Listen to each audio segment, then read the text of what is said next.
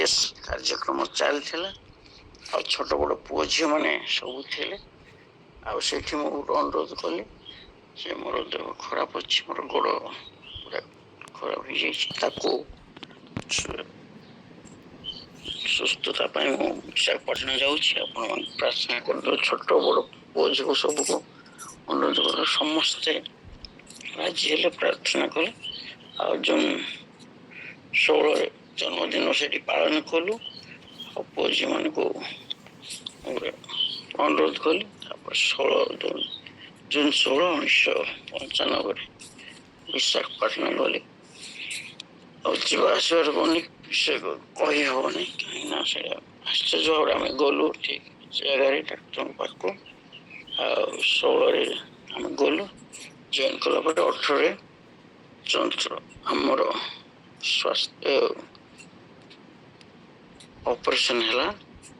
ଆଉ ସେ ଡକ୍ଟର କହିଲେ ଯେ ଆଜି ହେଉଛି 18 ତାରିଖ, ତମକୁ 15 ଦିନ ଭିତରେ ତମକୁ ରିଲିଭ୍ କରାହବ।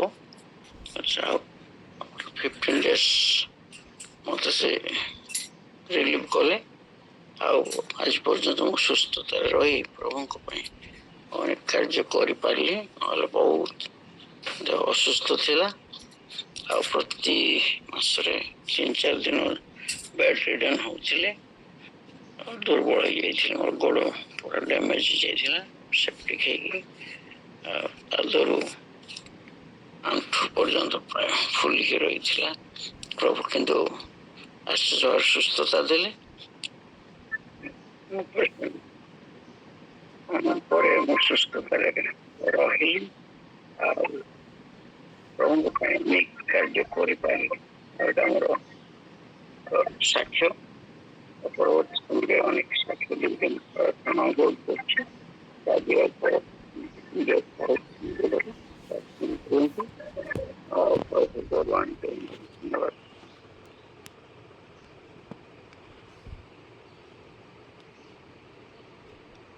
ପ୍ରେଜ୍ ଦ ଲର୍ଡ। ପ୍ରେଜ୍ ଦ ଲର୍ଡ। ଗାନ୍ଧୀ ଭାଇ, ବହୁତ ସୁନ୍ଦର ସାକ୍ଷ୍ୟ ପାଇଁ 85 ମସିହାର କଥା। 95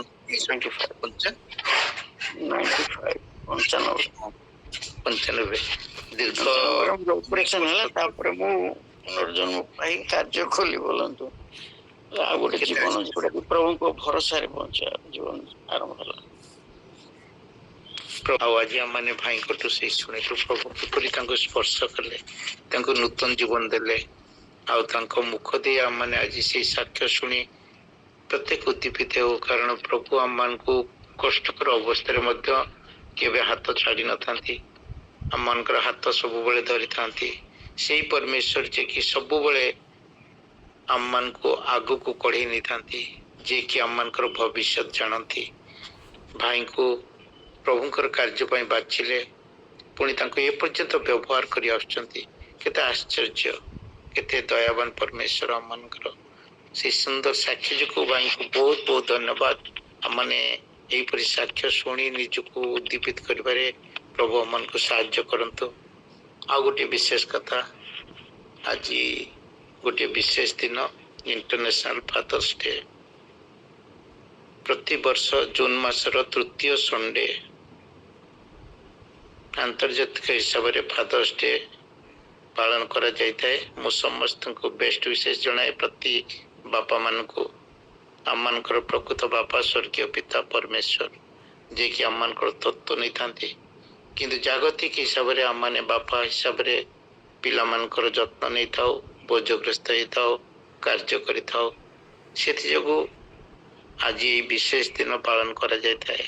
ପ୍ରଭୁ ପ୍ରତି ବାପା ମାନଙ୍କୁ ଆଶୀର୍ବାଦ କରନ୍ତୁ, ଅନୁଗ୍ରହ କରିଛନ୍ତି, ସେ ଯୋଉ ଧନ୍ୟବାଦ ଦଉଛୁ। Happy Father's Day to all fathers. Praise the Lord. Amen, amen.